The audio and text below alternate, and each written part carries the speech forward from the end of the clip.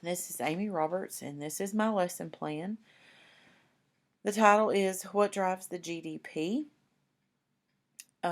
This is for 7th grade social studies. It will take approximately 45 minutes, one class period. The standard is SS7E3, which is describe factors that influence economic growth and examine their presence or absence in Nigeria, South Africa, and Kenya. I chose Substandard B, which is explain the relationship between investment and human capital, which is education and training, and the gross domestic product of these countries. This is an entire classroom lesson, and in this classroom there are students with IEPs and students with 504s. There's approximately 12 to 13 girls and boys. It's in even half in this classroom. The IEP goals for this lesson is that the whole part relationship map is going to be modified to accommodate 2 students who have accommodations in English, and a word bank will be at the bottom of the map with some terms pre-filled in. You'll see this whole part relationship map when I come up here and discuss the factors of production, the PowerPoint that I have that goes with this.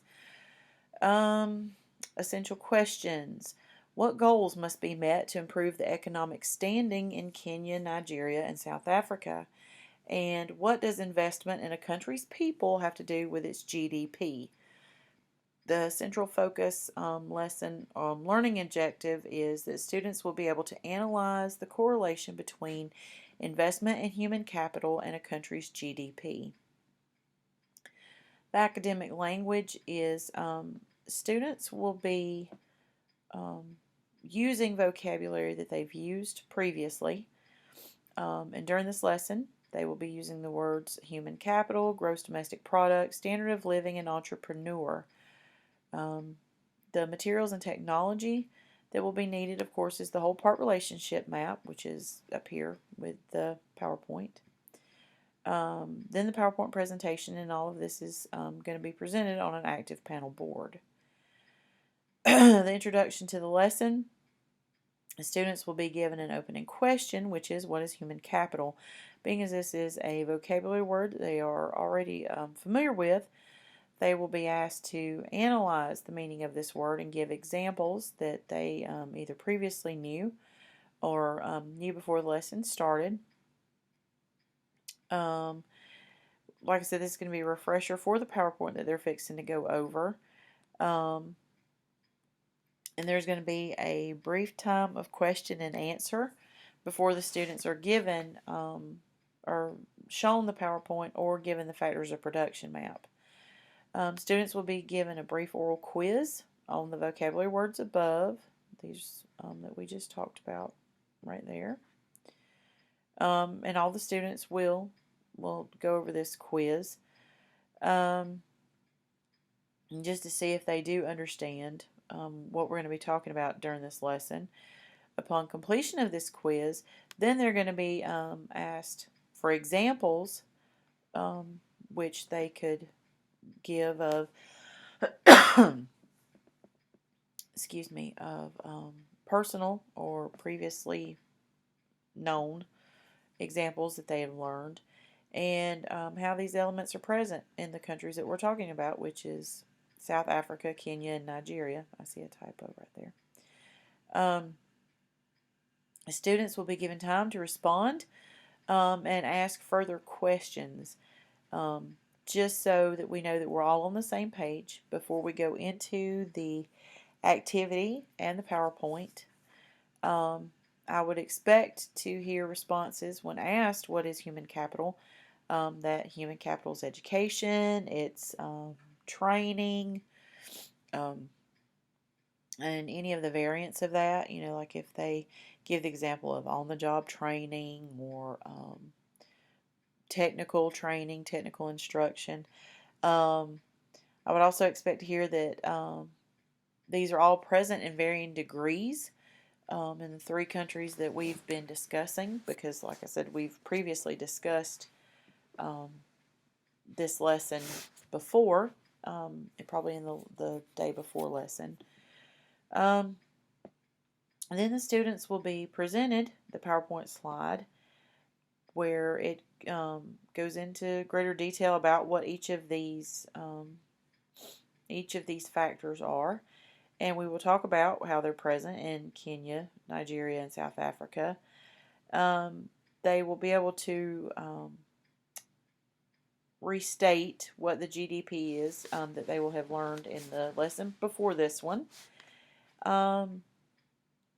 And so then we will talk about the level of investment that that country has put into human capital and factors of production in order to raise or lower their GDP. Then they will be given the whole part relationship map, which they will complete independently unless they are a student that has an accommodation, which then they will have the modified whole part relationship map and will either complete this with the assistance of a parapro or a co-teacher or a peer, a student that will help them in the classroom. So after the completion of the PowerPoint and the lesson and the activity, we will go over the map to get feedback, just to see if there are still some areas that the students aren't very sure and secure in. And then we'll have another session of question and answer.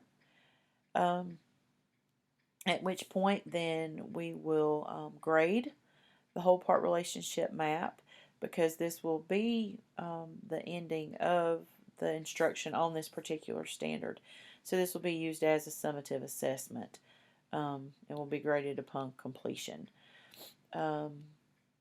The only thing is that if there are students that need the extra time, or maybe also need the material, the words chunked or different modifications done, then of course those changes will be made. But that would be the only real difference. Of course, if I notice that there's a lot of students who maybe aren't getting certain words or certain ideas, things would be restated, reworked, or removed, which would be evident by student comprehension. So the factors of production PowerPoint that I have is just a really simple, easy one. Starts off with the standard, of course. And when I go through each of these, like with this one with entrepreneurs, when I go through each slide, I believe students are able to retain material better if they can make a personal connection to it. So this is when I would, ask the students if they know of anyone who's started their own business, and if they have, what the business was that they started, and explaining to them that those people are actual entrepreneurs. And when we get to the slide with the capital, where it talks about tools, technology, money, machines, the various things needed in order to start business, they would be able to, relate what they know about these people in their personal lives who have started businesses, or if they perhaps have parents who work in industry, they can tie that understanding to that, of how that's important to starting a business. Human capital, this would give them the opportunity to share about people, friends, family, whoever they know that has went on to further have training and education in order to start a business or to increase their income.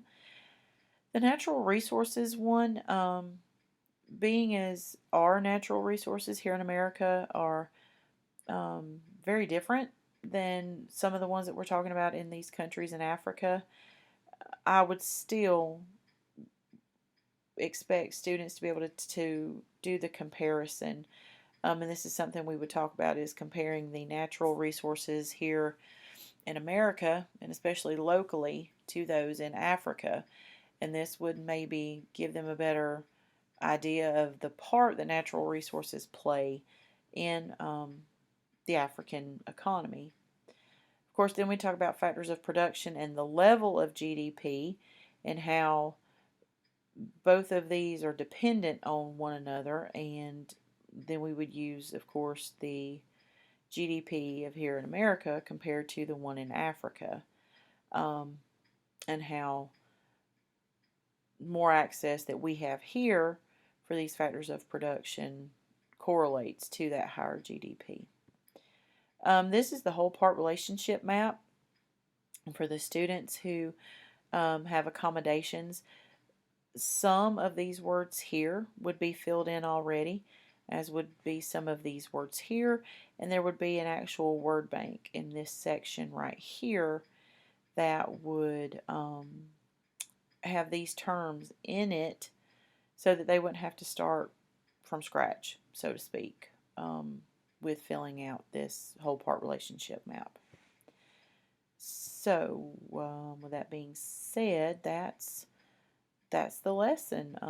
Pretty straightforward, pretty simple, just building off of previous knowledge and, of course, just what they know about GDP and the factors here in America to be able to compare that to what they're learning in Africa.